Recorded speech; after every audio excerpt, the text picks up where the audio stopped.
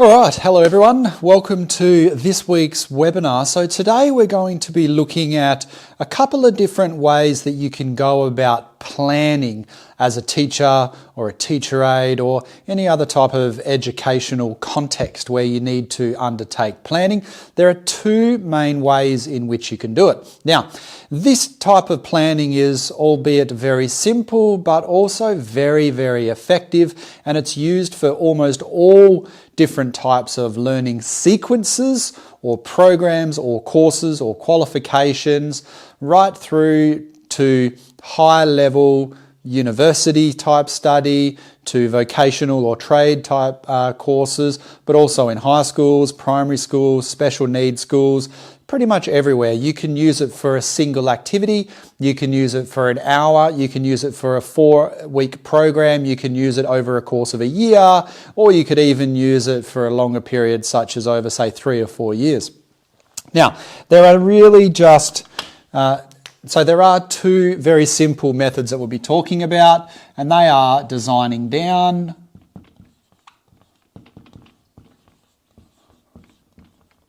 and backwards design.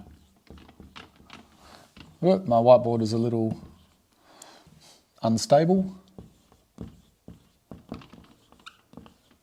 Okay, so the first one we're going to be talking about today is designing down. Now, just bear in mind that quite often when we do work with these different types of strategies that we combine them together. So we're not always using a pure designing down or a pure backwards design. Quite often we combine them or we use different elements of them depending on what we're trying to achieve. Like all the different strategies that we use throughout our courses that we teach for our teacher aides and teachers, all the strategies that you might come across in textbooks or whatever, always remember that the whole purpose of teaching strategies, techniques, etc. is to help you meet the educational goals of your students, or to help your students meet their educational goals. So whatever you're trying to achieve is the most important thing to conceptualize first, and from there we then choose the best fit strategies. And it might be that, it might be a combination, or it might be something completely different. But anyway, we try not to be too purist about these things. Remember that the end goal is always the most important, and how we get there are various different pathways of doing that. So these are relatively simple, and I'll go through and just show you using a bit of a ad hoc diagram, I guess, how these both operate. Now, designing down is basically where you're chunking a program, or let's say a 4-week program. You're chunking that 4-week program into small sections, or what we call chunks of learning. Maybe they have something of a sequence. Usually there's a logical sequence, but they may also not necessarily follow each other. So you don't have to do A before you do B, and so on and so forth. But usually it's good practice to have something of a logical flow. So designing down means you start up the top here with some type of overarching goal. I won't use that one, that's almost dead.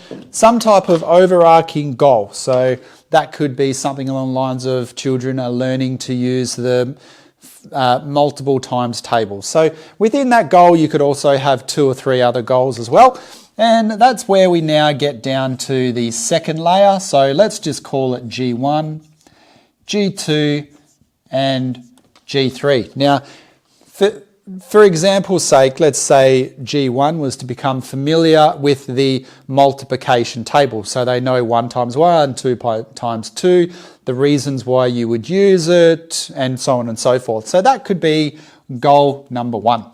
Goal number 2 might be to learn the 1 and 2 times table, because that's relatively simple and kids seem to pick that up pretty easily. Usually they learn that at home, and it's just a lot easier than some of the other ones, like the 7th timetable, for example. So now let's say number 3, our goal number 3 might be to learn the, let's say the 5 times table. So we've got the 5 times table here. I'll just write, this is just my scribble notes. That's our 5 times table. We'll call this one an intro. And so just learning the basics, that's probably a better terminology to use. And this one, I think we said the 1 and 2. So if that way they understand the concept behind multiplication and how it works and things like that. Okay, so there are 3 main goals, and our overarching goal might be just the basics of the multiplication tables. So let's just go with that. Now, of course, I'm just making this up as I go, but we'll see where it takes us. Now, as before, I was saying that with designing down, you're chunking content or chunking goals into specific sections. So you're starting with the goal at the top. So this is where we're going down. We're moving at a downward direction from an overarching goal. And the next step is to consider how much time we've got to deliver these three different goals here. Now, let's say that this is the amount of time that we have. So it's a certain period of time. I like to visually be able to see what's happening. And let's just, for interest's sake, just to make it simple for us, let's say there are 5 weeks, okay? I think I said 4 weeks before, but let's go with 5. Okay, so assuming there are 5 weeks, let's see how this works out. 1, 2, 3, 4, 5. So we've got 5 weeks to achieve that goal with these students. Now, this could be a simple program where if you're a teacher aide or a teacher assistant, you might have 3 or 4 kids in a small group, 2 or 3 40-minute sessions a week to help them catch up if they're a little bit behind.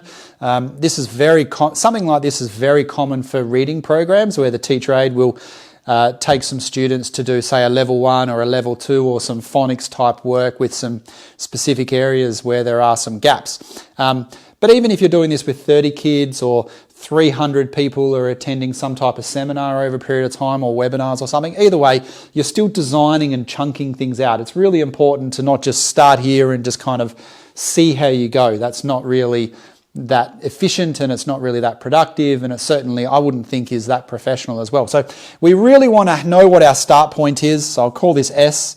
We want to know what our end point is, and that also is our goals. So really our goal is to achieve that overall goal. You want to be able to say you've achieved it here, and you want to be able to say that you've achieved these 3 goals here at the very end point as well. Seems pretty simple, right?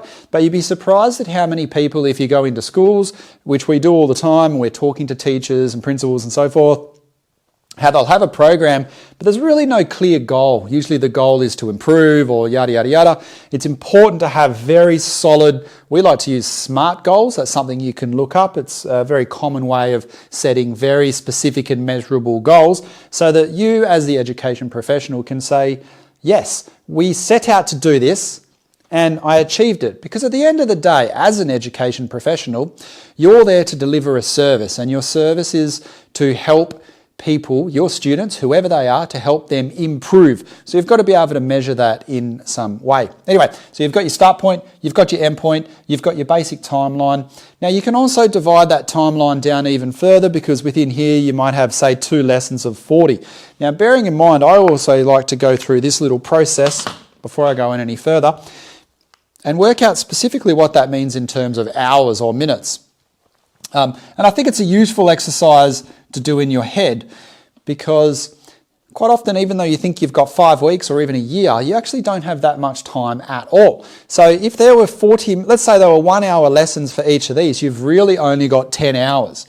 So you've got 10 hours total. Now bear in mind, you've got 3 goals that you want to achieve as well.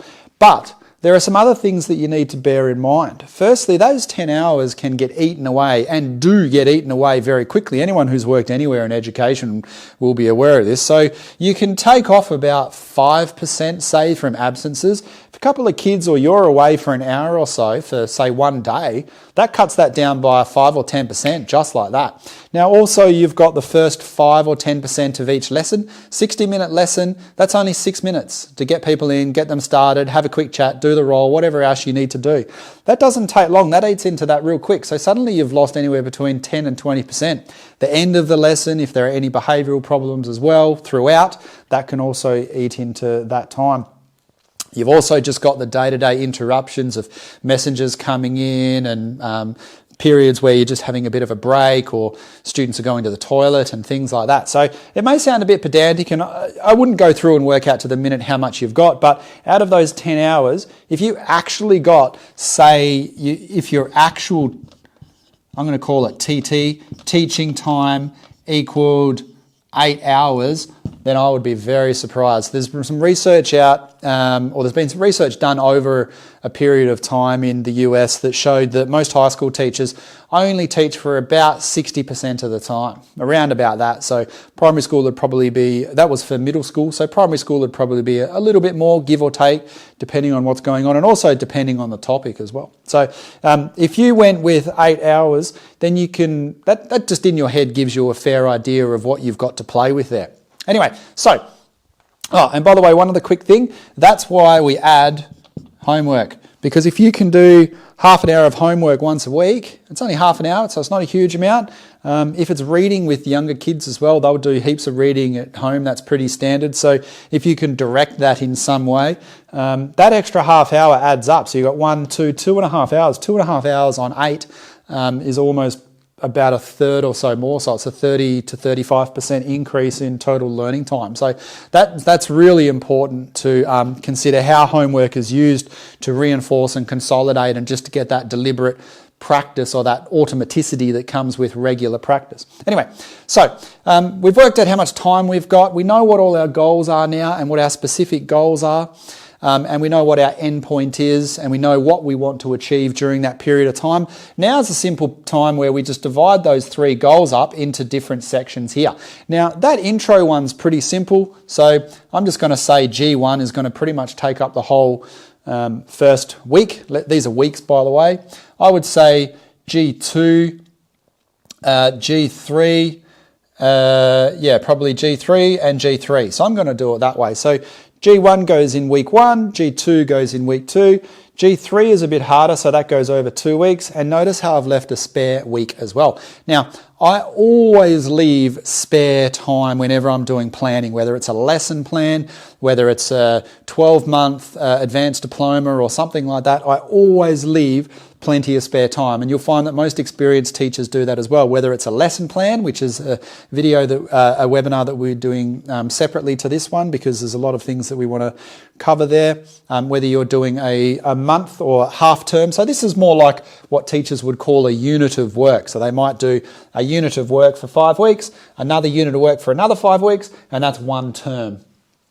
Okay, anyway, so that one little bit there gives us that bit of extra consolidation time. Also given the fact that that can be that at the end you probably may need to want to do some type of assessment. Now, if you're going to do some type of assessment and that takes 1 hour, well, that only leaves you with 1 spare hour here, which is probably your, let's call that a consolidation/review time. So that consolidation review time goes for, say, that 40 minutes or 1 hour or whatever we had there. It's also a period for if that gets a bit harder or that gets a bit harder, you could also expand it out and try and exceed those goals as well. There's nothing wrong with that, is particularly in a developmental curriculum, which is what we follow in most OECD countries follow a developmental curriculum, meaning that wherever students are up to or however good they are at a particular topic, if they start at point A, you want to get them to point B. It means they're developing over a period of time. So don't let the word developmental or developmental curriculum trick you. It basically just means getting students better at a particular specific thing. Of course, as with everything, it's good practice to be able to identify what that specific thing is and also to be able to measure it at the end, because then you can show students specifically how far they've come. You can show their parents or carers, you can show other teachers and so on and so forth. So it's really important to have that sort of structure, in my personal opinion anyway. Okay, so now that's basically designing down. Very simple. Of course, within each of these, you've got 2 lessons within each of these. Works out to be about 8 hours or so. We've already shown that we've taken off a bit of time there. There might be an intro thing at the start there. And I like to do some deliberate practice, some games, and some consolidation and revision practice in there. What we call what is usually called consolidation and revision, but there's 2 aspects to that are 2 important strategies. One is called deliberate practice, right? And this. So deliberate practice. And there's another one called massed practice. I'm just writing quickly here. Practice. Right, so deliberate practice means you're properly practicing something with the genuine intent to improve, and you're providing feedback and you're thinking about and reflecting on ways to improve. So that helps kids a lot. And that mass practice, which is where they're doing something, let's say they're 2 times table, they might do it 10 times in a short period of time. Now there's another thing also called spaced learning, and that one is particularly important because the idea of spaced learning, this in simple terms, is that when you go to bed at night and you're asleep and your brain develops, the synapses grow. And not only do those synapses grow stronger, but they also form new relationships and new shortcuts and things. And that's why you really might struggle to learn something one day, but then you just wake up the next day and suddenly you know how to do it, right? So that G1 thing here, I'd also be revising it here, here, here, and there. So you'd continually revise it. You would not do that there and then forget about it until you got to the very end. So that's your spaced practice. You're spacing it out over time. And you could probably do some games and quizzes as well. I'm getting quizzes. I'm getting off topic here a little bit. And the same with once you've done G2, your goal 2 there, which is your 1 and 2 times table, you might spend 30 seconds just reviewing it as you go, and kids are going to get better at it as time goes on. Okay, so that's designing down, relatively simple example, but at the end of the day, all these teaching strategies are simple. They're usually very simple. They come down to very simple concepts and ideas. And no matter how complicated or what topic you're doing, just always remember to put it on paper or put it onto a whiteboard or whatever, and just simplify it. Make it as simple as possible. Now, obviously this is just scribble because I'm just doing this off the top of my head, but if you were to do this, so let's say you were doing phonics or something like that, or reading a reading program, it's good to have this as a one-pager so that you can show your students, you can hang it up on the wall. There are clear goals, and I've done some other videos about setting goals and achieving goals. Goal setting is super duper important, and we've set goals here quite obviously, and these aren't just so that you can divide up your time and make sure that you're getting to that end point without having only achieved goal 1. And that's not to say there's no flexibility there. Sometimes things change and it all goes haywire, that's fine. But also what it means is that you can let students achieve goals as well. And if students are achieving goals, it means that they're going to come back for more. They're going to feel better about themselves. They're going to be motivated. They're going to improve their self-esteem. And if they improve their self-esteem, that means they're more likely going to have a shot. And they're going to go away in the evening and do more homework because because they've got that confidence. So, but if you're just casually working through it and you don't really get anywhere and it's just a bit of a let's do some maths and see where we end up, you're not really achieving goals. And while students might improve and they might improve their skills, if you can show them that this is what we set out to do and this is what you achieved, now let's have a look at something a bit more tricky, then you've got more of a chance of them thinking that, well, I can do this, I have achieved this, okay? And I like to call those micro goals. So you're hitting small little goals as you go. The micro goal might be for the day, it might be for a single lesson, and your micro goal might be something really simple. It could be the fact that they can do 1 times 1, 1 times 2, and 1 times 3. If they do that, particularly for a student who doesn't speak English very well, or a student with special needs or whatever, then if that's what the goal is, then that's what the goal is, and they can still achieve that. And then they can come back and they can have a look at the second micro goal and the third micro goal and build on it as well. But without achieving those goals, self-esteem and motivation are not existent. So, okay. Now, I'll see if I can find a different colour pen, see how this one goes. Backwards design, I'm just going to scribble over the top of this particular design here. Which might get a little bit messy, but backwards design is almost the same as designing down. I'll move over this side, see how that works. Almost the same as designing down, except for instead of planning it from the top, which we've done here, we're actually planning it and we're starting with our goal at the end. So we're starting here.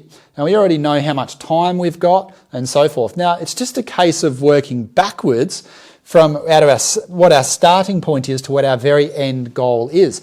Now generally this one is working is used when there's a bit of an iterative, progressive requirement. So what we call elaborate learning. So I'll just write that up there. Another strategy for you. Elaborate learning. Now, elaborate learning happens when you need this goal to then achieve that goal, to then achieve that goal, to then achieve that goal. Now, that you could probably argue that that was the case with the particular example that I did there, because you need to know the intro to go on with that, to go on with that, to go on with that. But in pure sort of backwards design, these things, backwards design, yeah, you do need to achieve number 1 before you can go to number 2, before you can go to number 3. So otherwise you would just use a pure designing down type process. So in this case, your goal here might be, say the next series we might do the 5 times table, then we might do the 6, then we might do the 7, then we might do the 8, then we might do the 9 or something like that, right?